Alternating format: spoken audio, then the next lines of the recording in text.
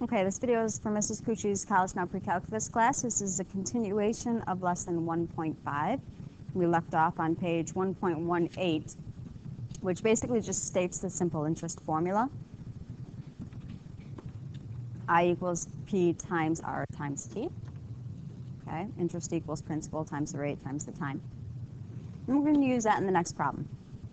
So, Mrs. Cucci's 2 student loans total $12,000, I wish. One loan is at 5% simple interest and the other is at 8% simple interest. After 1 year, Mrs. Cucci owes $750 in interest. What is the amount of each loan? Okay, so we're going to work through this step by step. And we're going to follow our steps and kind of figure out what we need to do. So our first step is to familiarize ourselves with the actual problem itself. So I'm going to need another piece of paper for this, so I'm going to open this up. And the first thing we're going to do is we're going to talk about our variables. I'm going to write a let statement. We're going to let x equal the amount we borrowed, or amount I borrowed, at 5%. Okay. Then the remainder of the $12,000, or the $12,000 minus x, right, is borrowed at 8%.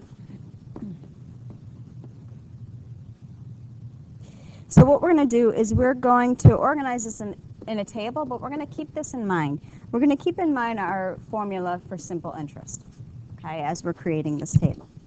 So we've got a couple things going on, right? First thing is we're dealing with our 5% loan. Our 5% loan, let's talk about the amount borrowed. And we know that that is our x. We don't know the amount borrowed. We're calling that x. That was in our let statement. The interest rate, and I'm going to hyphenate just so we don't make this too huge, is 5%. And as you guys know, we don't use percentages in when we're doing math, so we're going to write that as 0.05. The time we're dealing with is a year. Okay. So we're also going to do that for our 8% loan. And again, we called that 12,000 minus x. Our percentage is 8%. We're also dealing at 1 year for that. Okay. And we know our total for our amount borrowed is 12,000. Okay. So let's talk about amount of interest for each one. Okay. So again, we're using our simple interest formula. Interest equals principal times rate times time. So our principal for this is x.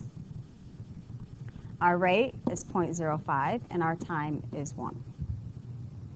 Okay. This is going to be the same thing as 0.05x. The next one we have our principal times our rate, and again times our time. So this is 0.08 times 12,000 minus x. Okay. We know that the amount of interest after a year is $750. So we're going to have to use that information in the 2 equations that we came up with to figure out how much each one is worth. All right? So what we're going to do is we're going to take those 2 loans, 0.05x, and we're going to add them together.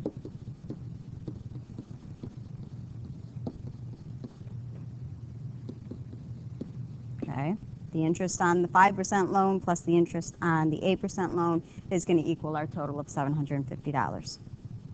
So now we're going to carry that out and solve it. We're going to distribute that through.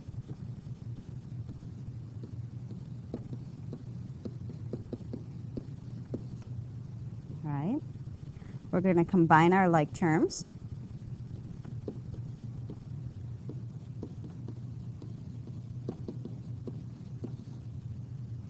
subtract over that 960, and then divide by 3/100, negative 3/100. And you're going to get x to be 7,000. Now, you have to keep in mind what that 7,000 means. That 7,000 is the amount of the 5% loan.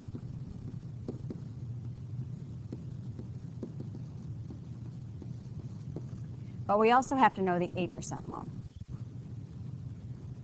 And the way we're going to do that is simply plug in for that x. So 12,000 minus 8,000 gives us a value of, or 12,000 minus 7,000, I'm sorry, gives us a value of 5,000. And there you have it. Okay? So that one wasn't too bad. So you set up your table, you figure out what your important information is, you use the formula that makes sense for the problem, and then you work it out. Okay, let's do the next one. Solar panels. In December 2009, a solar energy farm was completed at the Denver International Airport. More than 9,200 rectangular solar panels were installed.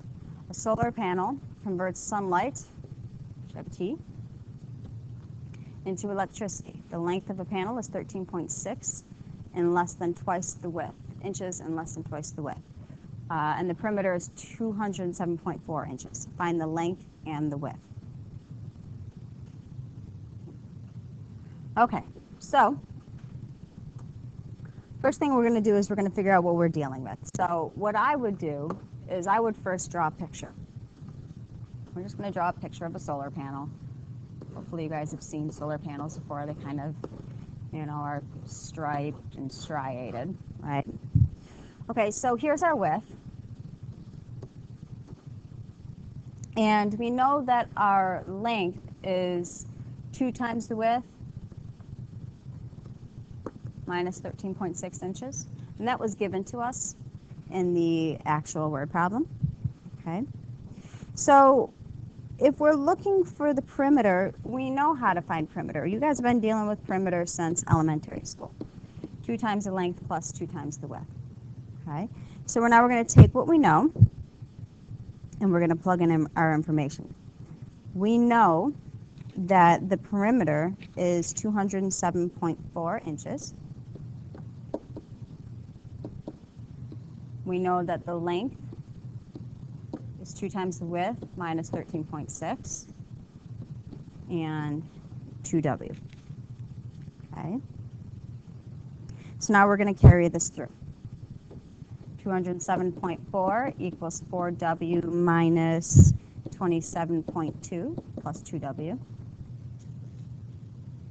Combine like terms.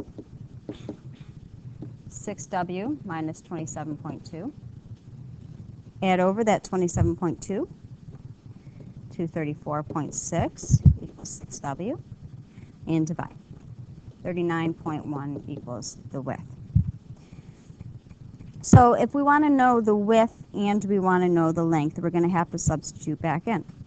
Okay, so we've got our width, which means our length is going to be 2 times the width, minus 13.6.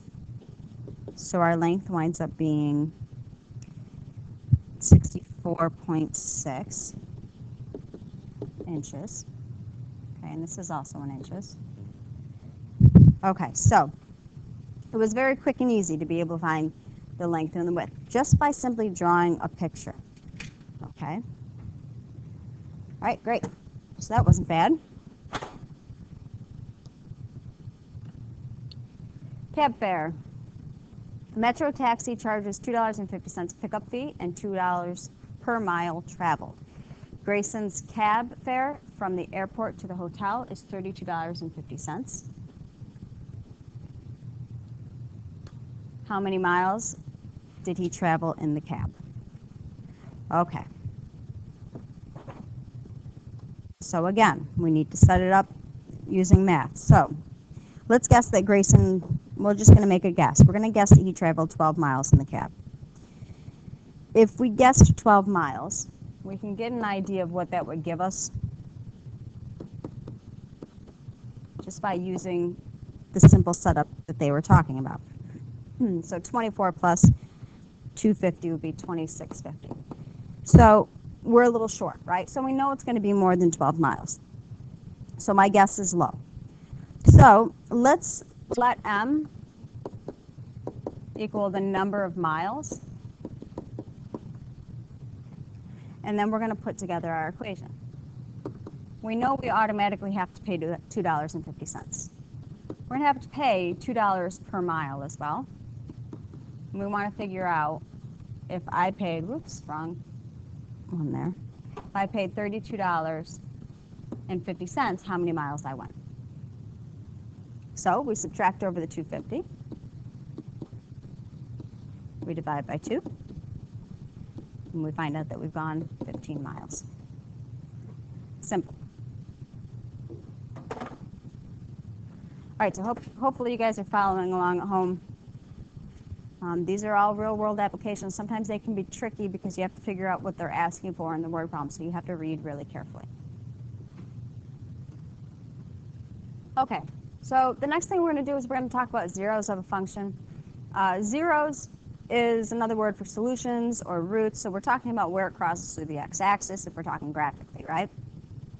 So an input c of a function f is called a zero of the function if the output for the function is 0 when the input is c. That is, c is a 0 if f of c is 0. Okay, so essentially you're going to get y to equal 0 when you plug in. Okay, so find the 0 of f of x equals 5x minus 9 algebraically and graphically. So if you're looking for the 0, you're looking for the solution when y equals 0. So all you're going to do is you're going to set your equation equal to 0. Okay, we've got 0 equals 5x minus 9. This is really easy to solve, right? Very easy to solve. So my next step is to solve this out. We're going to add over the 9 and then divide by 5. And that's it. You've got your 0. X equals 9/5. Okay. To do this graphically,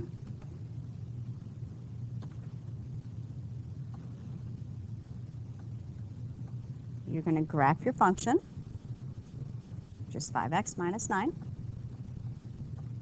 And you're going to find where it crosses the x-axis. So we have a tool for that. Menu, Analyze, 0.